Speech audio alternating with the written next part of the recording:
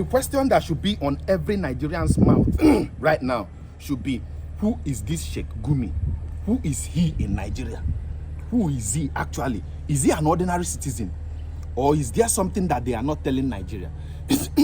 Because you can't tell me that ordinary citizen is making this type of statement in a country where there is insecurity and they are trying to fight it.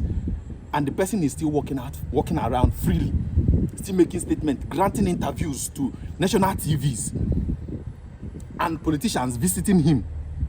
You can't tell me. Is it that this man, it's either this man is the real owner of Nigeria Institute, or there is something, or maybe he is the behind the scene president, the main president. Other presidents we are having are just camouflage, ceremonial.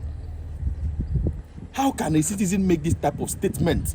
Do we really need, do the government really need to convince these terrorists at this point? Because we've seen the cases of repentant Boko Haram, you know, we've seen the cases of dialogue. So is convincing what is needed from between the government and the terrorists right now? Okay, sorry, please to cut you. You see, the former governor of Bauchi State, Yuguda, was able also to go with government delegation into the bush, and they met more than 5,000 bandits. They were all complaining. Those who have lost their parents, those who have lost their brethren, those from our hostility too.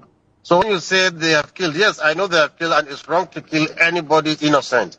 This is absolutely an obnoxious thing to do. We don't support that. But you see, if you know their psychology, they are on a revenge mission. Everybody knows the herdsmen, especially the flying herdsmen. They don't just attack people. We have been living with them for centuries. They don't attack people without any cause. So what I think government needs to do is to really bring them up together in a unison and in a holistic form, so that there is peace. And they are ready for that, because if you call them for peace, they come. It's unlike the others, like IPOB. IPOB, the government has been trying to dialogue with them. They still refuse. They are still behind creating a separate state. They're secessionists. Besides being terrorists, they're secessionists. Well, these people are not secessionists. They want peace. They call for it. In fact, they even invited a lot of media. I think Daily Trust is high time it really goes into the bush and have. Although they did it before, and the former government prevented it from airing it on air. So why is government afraid of listening to these people? They just want to demonize them and give reasons to come in and divide us and cause mayhem in Nigeria and divide the... Meanwhile, these people are saying that the reason why they carried in Nnamdi Kanu, most people, ignorant ones, are saying the reason why carrying Nnamdi Kanu is because of the statement he made. But this man is here by sympathizing with bandits. And everybody is walking out free. He is walking freely in the country. Nobody is saying anything about him. While Nnamdi Kanu is being locked up. You people have not really told us who this man is. If you watch that interview, you will weep. He said that the government should take it easy with the bandits. That he should take it easy the way he handled the bandits. That they are peaceful. That they want peace. People where they buy people, now he talks say they want peace. I don't know where he got that notion from. That they actually want peace. Because that they even went ahead to say that those bandits are better than IPOB. That they are better than IPOB. Because to him, that when government calls the bandits for peace talk, that the bandits comes, but IPOB don't come, and IPOB are secessionists, but bandits doesn't want to leave Nigeria, that they are peaceful, that they are on a revenge mission. Guy, you hear such thing in a country where this rate of banditry is going on? And he's walking around freely, a free man.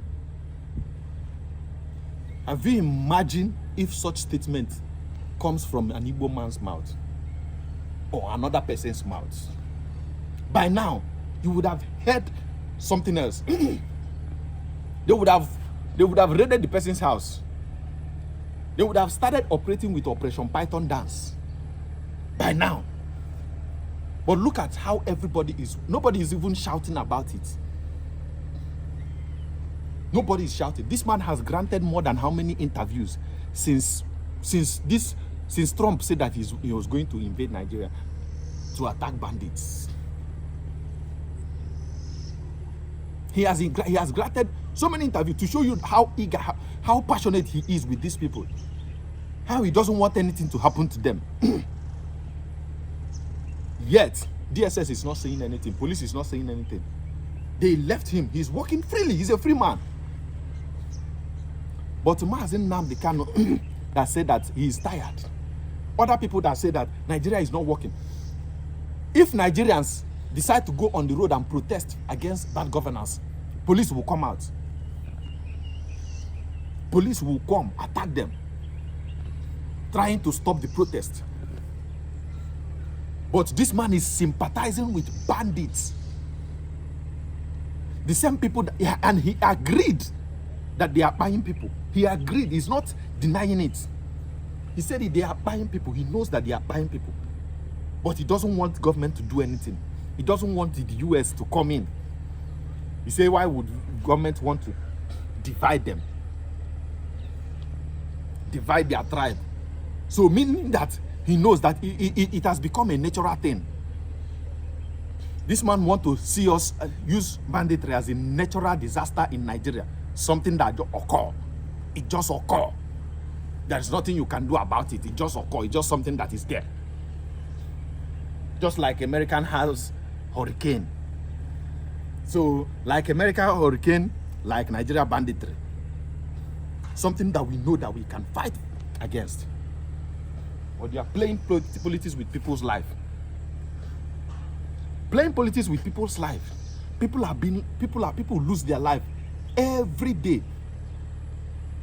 Every day because of banditry. They will carry people, they will no longer see them again. Demand for ransom. Some will demand for ransom. After paying the ransom, they will still buy those people. And this man is coming out to tell you that the government shouldn't do anything because those people comes whenever government calls them. They come to whenever government calls them for peace talk, they come. And if they do, they make demands finish. They will go and carry out another kidnap, another buying in another village. And this man is walking around freely. This is the reason why Donald Trump said that the US need to invade Nigeria. Because Nigerian government has been compromised. The military has been compromised. So we needed external body that will come on their own and flush out all these things. You will see Nigeria will become peaceful. Haven't you seen how unrest this Trump speech has caused? There has been unrest because they know that to flush out bandits it's not a big deal. You know where these people are. You know where they are. You can flush them out. But you people don't want to do it because you're playing politics with people's life. Our life is no longer precious. I thought the most precious thing in this life is life, because it is when you are alive that you do other things.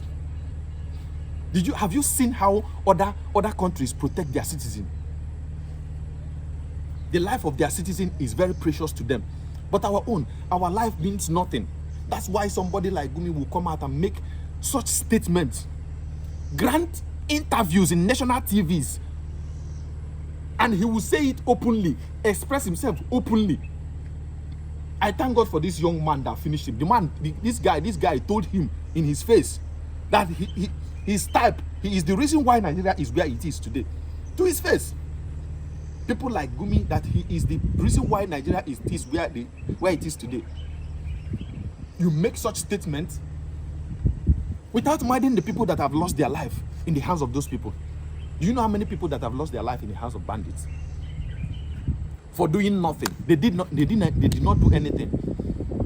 Some people lose their life because of just for being a Christian. It became a crime.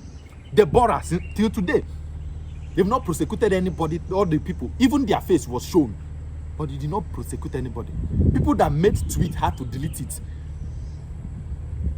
people, the northern politicians that made tweet against it had to delete it in the fear of not being cancelled by Islam.